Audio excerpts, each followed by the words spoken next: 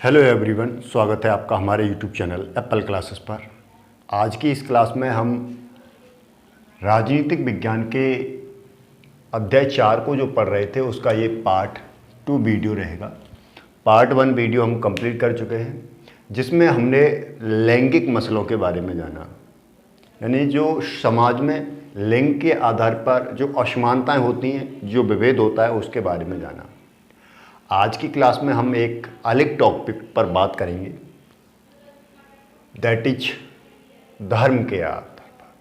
यानी आज की इस क्लास में हम धर्म के आधार पर जो असमानताएं हैं, जो विविधताएं हैं, उनके बारे में बात करेंगे। यानी कि धर्म, सांप्रदायिकता और राजनीति। जैसा कि हमने पिछले अध्याय में या पिछली क्लास में देखा था कि जो लैंगिक असमानता है वो सर्वव्यापी है। हर जगह लैंगिक असमानता को देखा जाता है। वहीं इसके विपरीत हम बात करें, जो धार्मिक असमानता है वो सभी जगह तो विद्यमान नहीं है, फिर भी दुनिया में आज ये बड़े पैमाने पर धार्मिक असमानता, समाज में जो धर्म के आधार पर जो विभाजन है वो पूरी दुनिया में फैल चुका है, जिसके कारण बहुत सारे देशों में जो धर्म के लोग रहते हैं वो अपने अपने तरीके से जीवन यापन करते हैं। भारत सहित दुनिया के कई देशों में अलग अलग धर्म को मानने वाले धर्मावलंबी लोग रहते हैं। वो अपने अपने अलग धार्मिक अनुसार से अपना जीवन यापन करते हैं, जीवन पद्धतियों के अनुसार जीते हैं, उनके अपने अपने विचार होते हैं। यहाँ तक कि एक ही धर्म के लोग के विचार अलग हो सकते हैं, उनकी जीवन की पूजा पद्धति अलग हो सकती है। इस आधार पर अगर हम देखें तो जो धार्मिक असमानता है वह समाज में विद्यमान रहती है। जब धार्मिक असमानता में राजनीति आ जाती है तो उस स्थिति में धार्मिक असमानता एक विकराल रूप धारण कर लेती है। ऐसे में स्थितियां और ज़्यादा चिंताजनक हो जाती हैं। इसीलिए हमारे राष्ट्रपिता महात्मा गांधी ने कहा था कि धर्म को राजनीति से पृथक करके नहीं देखा जा सकता। यानी धर्म में हम राजनीति को ऐड करेंगे ही करेंगे, यानी कि धर्म को राजनीति से अलग नहीं किया जा सकता। धर्म और राजनीति साथ साथ चल सकते हैं। यहां पर गांधी जी धर्म का मतलब किसी हिंदू धर्म या मुस्लिम धर्म से नहीं ले रहे थे। वो यहां पर धर्म का मतलब मनुष्य के जीवन के जो नैतिक मूल्य होते हैं, जिनके जरिए जीवन जिया जाता है, इन नैतिक मूल्यों के पतन के साथ ही हमारा जो जीवन है वो एकदम से बिल्कुल अलग हो जाता है। नैतिक मूल्यों के बिना एक जीवन की कल्पना करना बहुत ही दुश्वार होता है। नैतिक मूल्यों का मतलब होता है कि हम दूसरे लोगों को अपने जैसा मानें, दूसरे लोगों की सहायता करें, सुख दुख में उनके साथ रहें। ये वाले धर्म की बात की जा रही है महात्मा गांधी के द्वारा। यानी कि अगर कोई भूखा व्यक्ति है तो उसको भोजन खिलाया जाए, इस वाले धर्म की बात हो रही है। प्यासा है तो उसको पानी पिलाया जाए। महात्मा गांधी इस वाले धर्म की बात कर रहे हैं कि जैसे कि जो राजनीतिक सत्ता होती है, राजनीतिक पार्टियां होती हैं, वो राजनीति में आ जाती हैं, लेकिन अगर वो धर्म का आचरण करना छोड़ दें, धर्म के आचरण से मतलब जो निर्दोष असहाय गरीब लोग हैं उनके बारे में सोचना छोड़ दें, तो राजनीति का मतलब ही क्या रह जाएगा। इसीलिए महात्मा गांधी जी ने कहा था कि धर्म को राजनीति से अलग करके नहीं देख सकते। राजनीति भी अगर हमें करनी है तो धर्म के आधार पर करनी है, मानवता को ध्यान में रखकर करनी है। यह बात महात्मा गांधी ने इसीलिए कही थी। साथ ही हम देखें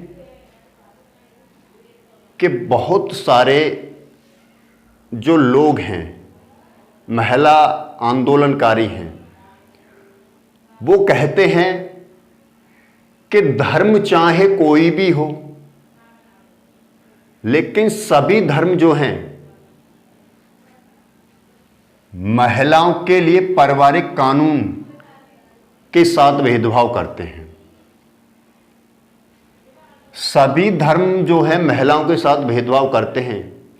पारिवारिक कानूनों का मतलब होता है विवाह, शादी समारोह जो होते हैं वो, गोद लेना, तलाक, ये सभी धर्मों में जो होता है वो किसी एक खास धर्म में नहीं होता, ये सभी धर्मों में होता है और इसके आधार पर महिलाओं के साथ भेदभाव किया जाता है। इसीलिए जो सरकार है उसे समता मूलक बनाने के लिए उसमें बदलाव करने की जरूरत है। तो सरकार को सभी धर्मों में जो पारिवारिक कानून हैं उनमें एक समानता लाने के लिए कार्य करने की जरूरत है, उनमें बदलाव लाने की जरूरत है। जबकि हमारे देश में सभी जो धर्मावलंबी हैं वो जो पारिवारिक कानून हैं उनके लिए वो अलग अलग हैं। इसीलिए जो महिला आंदोलनकारी हैं वो चाहते हैं कि सरकार कोई ऐसा नियम बनाए जिससे कि वो जो कानून हैं सभी धर्म के लोगों के लिए मान्य हो, जो महिलाओं के साथ भेदभाव करते हैं। साथ ही साथ बहुत सारे जो मानवाधिकार संगठन हैं वो संगठन भी कहते हैं कि जहां भी सांप्रदायिक हिंसा होती है, सांप्रदायिक हिंसा की घटनाएं घटित होती हैं, वहां पर जो समाज में अल्पसंख्यक समुदाय होता है उसी समुदाय के लोग बड़े पैमाने पर मारे जाते हैं। इसीलिए सरकार को चाहिए कि जो अल्पसंख्यक समुदाय हैं उन सभी समुदायों के लिए, उनकी सुरक्षा के लिए कार्य करे। इस तरह से देखा जाए तो ये सभी जो नियम हैं वो सारे के सारे धर्म और राजनीति को सम्मिलित करते हैं। ऐसे में ये जो धर्म और राजनीति है किसी प्रकार से नुकसानदेह नहीं हो सकती है, लेकिन जो धर्म हैं उन धर्मों के जो आदर्श हैं, वो विचार हैं, वो राजनीति के लिए काफ़ी एक तरीके से फायदेमंद साबित हो सकते हैं। इसीलिए चाहिए कि जो राजनीतिक पार्टियां हैं वो उन सभी के साथ समानता का व्यवहार करें जो पिछड़े हुए हैं। अगर उनके साथ किसी भी तरह का भेदभाव होता है तो उनको रोका जाना चाहिए, जिससे कि सभी लोग अपने आप को समान समझ सकें। इस तरह के कार्य सरकार को करने चाहिए। आगे हम बात करते हैं सांप्रदायिकता की, यानी कि कम्युनलिज्म की। सांप्रदायिकता जो शब्द है वो संप्रदाय से बना है। तो सांप्रदायिकता होती क्या है? कम्युनलिज्म।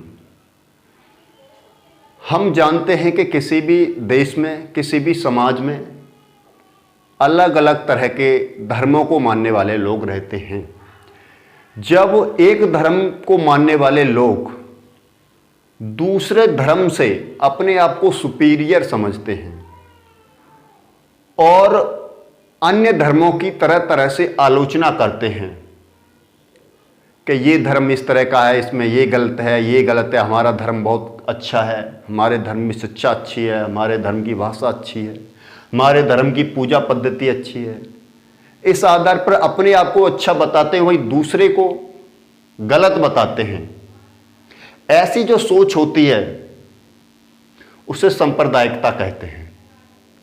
यानी जब एक धर्म के विचार दूसरे धर्म से श्रेष्ठ माने जाते हैं उस समय सांप्रदायिकता आती है, और एक धर्म के लोग अपनी धार्मिक मांगों को मांगने के लिए, मनवाने के लिए दूसरे समूहों के विरोध में खड़े हो जाते हैं तो उस समय सांप्रदायिकता होने लगती है।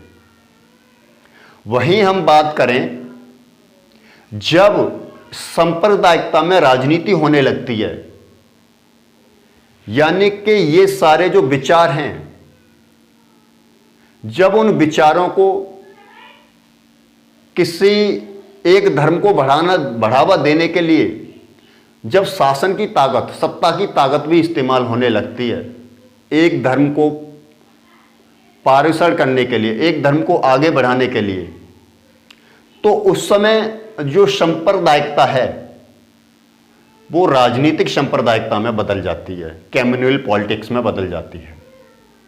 उसमें राज्य अपनी शक्ति का प्रयोग करते हुए किसी विशेष धर्म के लोगों को लाभ पहुंचाता है, जैसा कि हमने श्रीलंका में देखा था।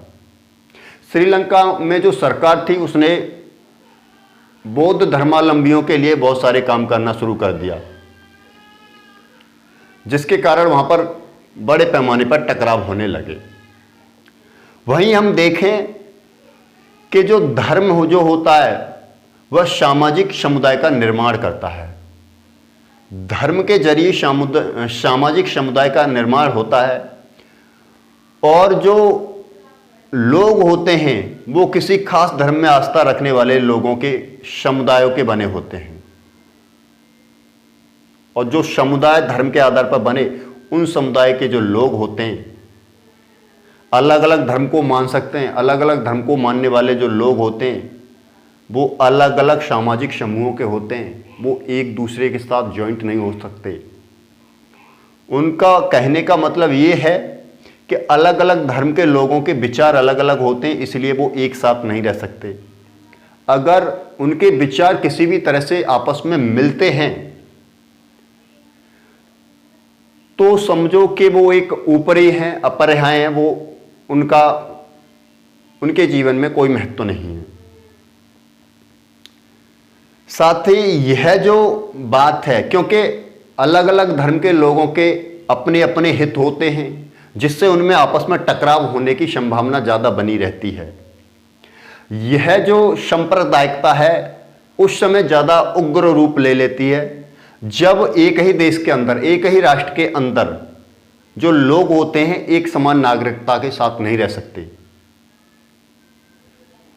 अगर उन्हें रहना है तो किसी एक समुदाय के नीचे रहना पड़ेगा, या फिर वो अपने रहने के लिए एक अलग देश की मांग करने लगते हैं। यहां पर हम देखें तो हमें पता चलता है कि एक ही धर्म के जो लोग होते हैं, माने कि उनके सारे विचार एक जैसे हों तो ये भी गलत है। एक धर्म के अंदर भी जो लोग रहते हैं उनके विचार भी अलग अलग होते हैं, उनके भी अपने विचार होते हैं, उनकी भी अपनी अलग पहचान होती है, उन्हें भी अपने अधिकारों की फिक्र होती है। ऐसे में अगर हम उन लोगों को एक धर्म के आधार पर एक करने के तौर पर हम उनको देखते रहेंगे तो यह उनके साथ भेदभाव होगा। ऐसे में हमें उन्हें खुली छूट देनी चाहिए कि वो अपने आचरण को अपने आप से जी सकते हैं। अब हम आगे बात करते हैं कि राजनीति में सांप्रदायिकता के विविध रूप। राजनीति में जो सांप्रदायिकता होती है उसके भिन्न भिन्न कौन कौन से रूप हो सकते हैं। उनमें जो सबसे पहला रूप है वो है दैनिक जीवन में सांप्रदायिकता की अभिव्यक्ति। हम दैनिक जीवन में सांप्रदायिकता की जो अभिव्यक्ति है हम अपने जीवन में देखते रहते हैं। यानी कि हम एक धर्म के प्रति जो हमारे रवैया होते हैं, जो पूर्वग्रह होते हैं, उनके आधार पर हम अपने आप को सुपीरियर मानते हैं, बड़ा मानते हैं, और दूसरे धर्म के लोगों को अपने से कमतर आंकते हैं। उन्हें घृणा की नज़र से देखते हैं। उनकी भाषा, उनकी शैली और उनके धार्मिक पूजा पूजा पद्धति जो होती है, क्रियाकलाप जो होते हैं, उन्हें हम अपने से बेकार मानते हैं, हम अपने आप को अच्छा मानते हैं। यह जो सांप्रदायिकता है हम अपने जीवन में दिनों और दिन देखते हैं। यह एक ऐसी चीज़ है जो हमारे दिल और दिमागों में बैठी हुई है, लेकिन हम इसको ज़्यादा गहराई से नहीं देख पाते, लेकिन ये हमारे अंदर बैठी हुई है। जब यही सांप्रदायिकता अपना राजनीतिक प्रभुत्व स्थापित करने की कोशिश करती है तो यह दो तरीके से हो सकती है, यानी कि एक बहुसंख्यकवाद और एक अल्पसंख्यकवाद। यानी कि किसी भी समाज में जब जो बहुसंख्यक समुदाय है वो अपनी बहुसंख्या के आधार पर अपने धर्म, अपनी भाषा को आगे ले जाने की कोशिश करेगा और उसके समकक्ष जो अल्पसंख्यक समुदाय हैं वो उनको दबाने की कोशिश करेगा। ऐसे में जो अल्पसंख्यक समुदाय हैं वो क्या करेंगे, अपने आप को एक राजनीतिक इकाई के रूप में देखेंगे, जैसा कि हमने बहुसंख्यकवाद के रूप में श्रीलंका में देखा। श्रीलंका में जो सिंहली जो थे वो बहुसंख्यक थे और उन्होंने अपनी बहुसंख्यकता के आधार पर अपने देश में एक धर्म को लागू करने की कोशिश की, वहीं उन्होंने एक भाषा को लागू करने की कोशिश की, जिससे कि बहुसंख्यक और अल्पसंख्यकों में काफ़ी बड़े पैमाने पर टकराव देखने को मिला। तो यह भी एक सांप्रदायिकता का ही रूप है। वहीं अल्पसंख्यक की देखें तो वो अपने आप को अलग महसूस करते हैं, इसीलिए वो अपने आप को एक राजनीतिक इकाई के रूप में इकट्ठा कर लेते हैं। यानी सभी जो अल्पसंख्यक हैं उनको एक राजनीतिक इकाई के रूप में इकट्ठा कर लेते हैं और अपनी इस राजनीतिक इकाई के जरिए ये सरकार को फोर्स करते हैं अपने धार्मिक मांगों को पूरा कराने के लिए। तो यह भी एक तरीके से जो है सांप्रदायिकता का ही उदाहरण है। अब हम बात करते हैं नंबर 3। यहाँ पर नंबर 3 रह गया है, छूट गया है लिखने से। तो नंबर 3 है सांप्रदायिकता गोलबंदी। सांप्रदायिक गोलबंदी। सांप्रदायिक गोलबंदी का मतलब क्या है? सांप्रदायिक गोलबंदी का मतलब है कि किसी धर्म के जो बड़े बड़े ज्ञानी होते हैं वो धर्म के प्रतीकों के आधार पर, धर्म के आचरण के आधार पर, धर्म के कार्यों के आधार पर जब लोगों को एक गोलबंद करते, इकट्ठा करते हैं तो उसको हम जो है सांप्रदायिक गोलबंदी कहते हैं। हमने अपने देश में भी देखा है कि जब हमारे देश में चुनाव होते हैं उस समय बहुत सारी पॉलिटिकल पार्टी जो हैं वो अपने लिए वोटों को इकट्ठा करने के लिए किसी विशेष समुदाय के धर्मावलंबियों को अपने अपने मंचों पर बुलाते हैं, जिससे कि उस धर्म से संबंधित जो जनसंख्या है वो उनकी पार्टी को वोट दे सके। तो ऐसे कार्य को हम कहते हैं सांप्रदायिक गोलबंदी, राजनीतिक गोलबंदी कहते हैं। इसके बाद अगला पॉइंट आता है नंबर 4, सांप्रदायिक हिंसा। सांप्रदायिक हिंसा जो है राजनीतिक सांप्रदायिकता का सबसे घिनौना, सबसे क्रूर ये आचरण है। सांप्रदायिक हिंसा दो समूहों के बीच में जब अपने अपने धर्म को लेकर अपने अपने को सुपीरियर मानते हुए आपस में टकराते हैं तो सांप्रदायिक हिंसा होती है। जो राजनीति होती है वो सांप्रदायिक हिंसा में बदल जाती है। भारत ने इस हिंसा के दर्द को भली भांति झेला है। 1947 में जब भारत आज़ाद हुआ था तो उस समय इस सांप्रदायिक हिंसा के कारण भारत में लगभग 10 लाख से भी ज़्यादा लोग मारे गए थे। तो यह किसी भी धर्म या समाज के लिए बहुत ही खतरनाक होता है और ये राजनीति का या सांप्रदायिकता का सबसे घिनौना पॉइंट है। अब हम बात करते हैं आगे धर्मनिरपेक्ष राज्य की, सेक्युलर स्टेट। धर्मनिरपेक्ष राज्य का मतलब होता है ऐसा राज्य जो धर्म को किसी भी तरह से नहीं मानता। धर्म को किसी भी तरह से नहीं मानता यानी उसका कोई धर्म नहीं होता। लेकिन हमने पढ़ा कि गांधी जी कहते हैं कि राजनीति जो होती है वो धर्म से अलग नहीं हो सकती। हम यहाँ पर पढ़ रहे हैं जो राज्य है, जो राज्य है उसका कोई धर्म नहीं होता। तो ये दोनों वास्तवता अलग अलग है। धर्मनिरपेक्ष राज्य या पंथ निरपेक्ष राज्य का मतलब यहां हमारा उनसे है, हिंदू, मुस्लिम, सिख, जैन, ईसाई, इससे है। जबकि यहां पर धर्म का मतलब गांधी जी के शब्दों में धर्म का मतलब मानव के नैतिक मूल्यों से है। यहां पर जो पंथ निरपेक्ष है या धर्म है, वैसे तो पंथ और धर्म दोनों ही शब्द अलग अलग हैं। तो पंथ जो है इसके कुछ 2-3 पॉइंट्स होते हैं जिसके आधार पर हम पंथ का निर्माण हो जाता है। जैसे पंथ जो होता है उसकी स्थापना की जाती है। स्थापना से मतलब कि पंथ को बनाया जाता है। जैसे इस्लाम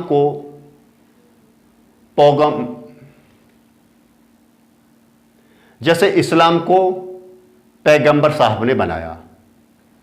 वहीं हम बात करें जो पंथ होता है उसकी एक पुस्तक भी होती है, जैसे उसमें उस पंथ के सारे विचारधाराएं लिखी होती हैं जिसके आधार पर उस पंथ को चलना होता है। साथ ही साथ उस पंथ और पुस्तक को मानने वाले कुछ लोग होते हैं और वो सभी मिलकर एक पंथ बनाते हैं। उस पंथ की बात हो रही है कि वो पंथ धर्म से राज्य से अलग होना चाहिए। तो ऐसी कौन कौन सी बातें हैं जिनके आधार पर हम कह सकते हैं कि राज्य जो है पंथ निरपेक्ष है, उसका पंथ के साथ किसी भी तरह का कोई रिश्ता नहीं है। तो पहला है कि जो पंथ निरपेक्ष राज्य होता है वो किसी भी आधिकारिक पंथ को नहीं मानता, यानी आधिकारिक तौर पर वह किसी भी पंथ का आचरण नहीं करता। वहीं जो पंथ निरपेक्ष राज्य होता है वो सभी को अपनी अपनी तरह से पूजा पद्धति करने की खुली छूट देता है और अपने अपने अनुसार किसी भी पंथ को वो अपना सकते हैं। पंथ का मतलब यहाँ पर हिंदू, मुस्लिम, सिख, जैन, ईसाई से है। तो हम लगा कि नहीं ये पंथ हमारे लिए अच्छा नहीं है, अब मुझे इस पंथ के अनुसार जीना है तो मैं जी सकता हूँ। यानी हमें पूर्ण स्वतंत्रता है हम किस धर्म का आचरण करें, किस धर्म को अपनाएं। वहीं जो पंथ निरपेक्ष राज्य होता है वो सभी पंथों का समान रूप से सम्मान करता है। ऐसा नहीं है कि जो पंथ निरपेक्ष राज्य होता है किसी खास विशेष का सम्मान करता हो, नहीं, वो सभी धर्म विशेष, सभी धर्म के जो पंथ होते हैं, सभी पंथ होते हैं, उनका सम्मान करता है। तो इस तरह से हम देखें कि संवैधानिक प्रावधान कौन कौन से हैं जो भारत को एक पंथ निरपेक्ष राज्य बनाते हैं, जिसके आधार पर हम कह सकते हैं कि हमारा जो भारत है वो एक पंथ निरपेक्ष राज्य है। वैसे तो हम बात करें, हमारा देश भारत सदियों सदियों से पंथ निरपेक्ष राज्य रहा है, हजारों लाखों वर्षों से भी एक पंथ निरपेक्ष राज्य रहा है, क्योंकि हमारे देश भारत में हर तरह के धर्म यहाँ पर मिलते हैं और सभी धर्म जो हैं आपस में मिलजुल कर भी रहते हैं। हालांकि कभी कभी इनमें टकराव भी होता है। तो इस तरह से हम कह सकते हैं कि हमारा देश सदियों से, सनातन समय से भी एक पंथ निरपेक्ष राज्य के रूप में रहा है।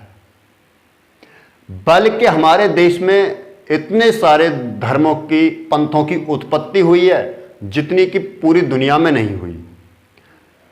आज हम देखें तो हमारा देश भारत में ऐसे ऐसे धर्म भी फल फूल रहे हैं जो दुनिया के अन्य हिस्सों में पैदा हुए थे और वहां उनकी पूरी की पूरी जो आस्था है, मानने वाले पूरी तरह से खत्म हो गए, वहां धर्म पूरी तरह से खत्म हो गया, लेकिन हमारे यहाँ पर भी फल फूल रहा है।